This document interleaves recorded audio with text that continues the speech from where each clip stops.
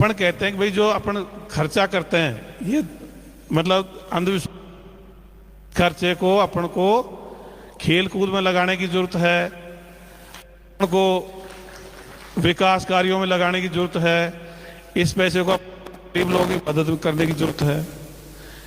जैसे मैं आप लोगों से छोटे छोटे 2-3 उदाहरण पूछूंगा, उदाहरण से बात करूंगा।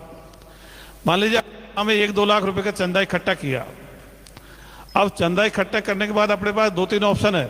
कोई तो कहता है कोई मूर्ति ला दो, कोई छोटा धर्मस्थल बना दो, और कोई कहता है भाई गांव के स्कूल में कंप्यूटर लाने हैं। तो बताओ अपन को कौन सा काम करना चाहिए? शाबाश। अब मान लीजिए 10-20-50 गांव से चंदा किया 10-5 करोड़ रुपए का, और 10-5 करोड़ रुपए का चंदा इकट्ठा करने के बाद कोई तो कहता है भैया मंदिर बनाओ, मस्जिद बनाओ, चर्च बनाओ, गुरुद्वारा बना दो, या कोई बड़ा यज्ञ हवन करा दो, या कोई बड़ा तबलीग जमात बिठा दो। और कोई कहता है अगर भाई यहाँ पे लड़कियों का हॉस्टल बनाना है पास के, मतलब जो भी कस्बा पास में है। तो बताओ कौन सा काम करना चाहिए? तो ये काम अपन को करने की जरूरत है। अपने जो पूर्वज मर चुके, वो भी परमानेंट मर चुके, उनके लिए भी अपन को कुछ करने की जरूरत नहीं है। जो जीवित पीढ़ी है इसके लिए करना है। अपना सारे समय संसार किस में लगना चाहिए? वर्तमान पीढ़ी के लिए। अपन क्या करते हैं, जो मर गए उनके चक्कर में उनके बनवाते रहते हैं, या फिर अंधविश्वास के चक्कर में बनाते। तो धार्मिक स्थल बनाना, खर्च करना, धार्मिक आयोजनों में खर्च करना, धार्मिक यात्राओं में खर्च करना, इनकी कोई जरूरत नहीं है। ये पुरातन पंथी बातें हैं, इनको छोड़ने की जरूरत है। अभी अपने साथी बता रहे थे क्या अपन हैबिचुअल हो जाते हैं इसलिए इन चीज़ों को मानते हैं, ऐसा कुछ नहीं है। जैसे अभी चीन का उदाहरण दिया था, चीन में 90% लोग किसी धर्म या ईश्वर अल्लाह गॉड को मानते नहीं है। तो वो तो आगे बढ़ गए, तो इनके बिना काम चल सकता है, अच्छे से चल सकता है। रूस का भी चल गया, चीन का भी चल गया। हालांकि बहुत सारे लोग फिर भी उसकी तरफ भी आकर्षित होते हैं, लेकिन उनको बदला जा सकता है वैसे। तो इस तरह से अपन को ये बनाना है कि भाई इन चीज़ों का जिनका अस्तित्व नहीं है उनमें हमारा क्यों तो समय खराब हो, क्यों हमारे संसाधन खराब हो, क्यों अपना पैसा खर्च हो। अब दूसरा पॉइंट है वैज्ञानिक दृष्टिकोण युक्त। वैज्ञानिक दृष्टिकोण का मतलब है कोई भी घटना घटी तो उसका कोई न कोई कारण होता है, कार्य कारण सिद्धांत। जैसे आज बरसात हो, तो वैज्ञानिक दृष्टिकोण के लोग पश्चिम से विक्षोभ चक्रवात आ गए, और धार्मिक लोग क्या बोलेंगे, भगवान की अल्लाह की माया उसलिए बरसात हो रही है। तो वैज्ञानिक दृष्टिकोण तो एक चीज और क्या कहता है, भाई खुद का दिमाग लगाओ। और धार्मिक दृष्टिकोण क्या बोलता है, खुद का दिमाग मत लगाना, जो धर्म ग्रंथ में लिख रखा है उसको फॉलो करना है। तो जैसे पेड़ का पत्ता भी हिलता है तो धार्मिक लोगों के लिए किसी वजह से हिलता है, भगवान अल्लाह गॉड की माया से। और वैज्ञानिक दृष्टिकोण वालों के लिए किस लिए हिलता है, उसमें कोई हवा या किसी से बल लगा इसलिए हिल गया। अब जैसे जेम्स वाट भगोने में पानी गर्म कर रहा था, तो भगोने में पानी गर्म करते ढक्कन ऊंचा उठा। अब ऊंचा उठा तो उसने वजन रखा, कई बार ऊंचा उठा फिर वजन रखा, तो उसने निष्कर्ष निकाला कि भाप में ताकत होती है, और उसने भाप का इंजन बना दिया, और उसके पीछे सारी औद्योगिक क्रांति शुरू हो गई। अब ढक्कन तो उससे पहले हजारों साल से आस्तिक लोगों के, धार्मिक लोगों के ऊंचे उठते थे। तो आस्तिक लोग क्या मानते थे, क्यों उठता है, भगवान की अल्लाह गॉड की माया से उठता है। और नास्तिक लोगों के ऊपर उठते थे, वो क्या मानते थे, क्या कहते थे, भाई प्रकृति में अजर अमर है, होती रहती है, अपन को इससे क्या लेना देना है। तो मैं आपको थोड़ा सा फर्क बताता हूँ, नास्तिक, वैज्ञानिक दृष्टिकोण, आस्तिक। आस्तिक और धार्मिक तो एक ही बात है। नास्तिक लोग क्या प्रकृति के प्रति उदासीन रहते थे, वो अपने मनुष्य जीवन के बारे में ध्यान देते भाई इसको कैसे काम क्रोध मोह लोभ इस पर कैसे काबू पाया जाए। प्रकृति के बारे में कोई रिसर्च उनकी नहीं थी। लेकिन वैज्ञानिक दृष्टिकोण प्रकृति की रिसर्च के बारे में, प्रकृति के भेदों के बारे में उनको प्रेरित करता है, और यही कहता है सृष्टि और ब्रह्मांड के जितने भेद खुले विज्ञान से खुले, बचे हुए रहस्य भी विज्ञान से ही खुलेंगे, और इनके पीछे वैज्ञानिक कारण ही होते हैं।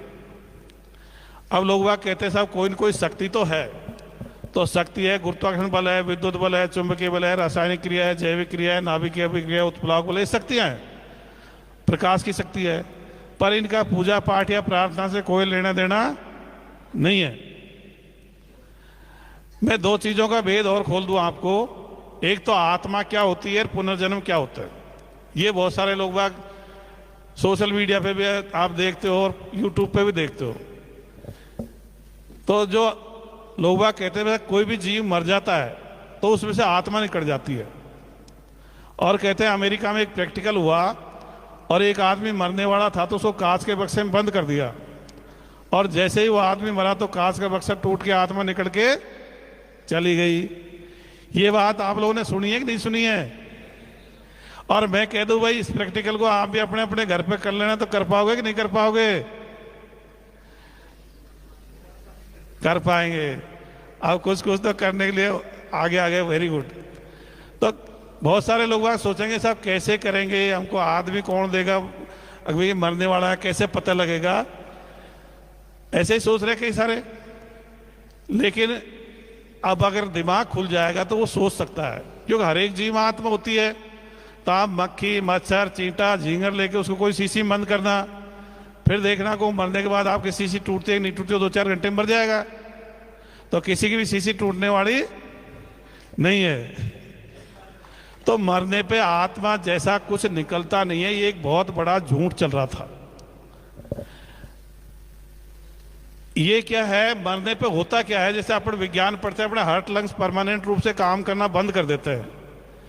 अब कोई आदमी फांसी खा गया, कोई मान लीजिए पानी में डूब गया, कोई और कारण से मान लो कोई उम्र ज्यादा हो गई तो डायफ्राम उसके नहीं हिल पा रहे, मसल्स पावर कम पड़ गई, तो अंदर ऑक्सीजन की सप्लाई कट हो जाएगी तो मर जाएगा, मतलब ज्यादा देर तक।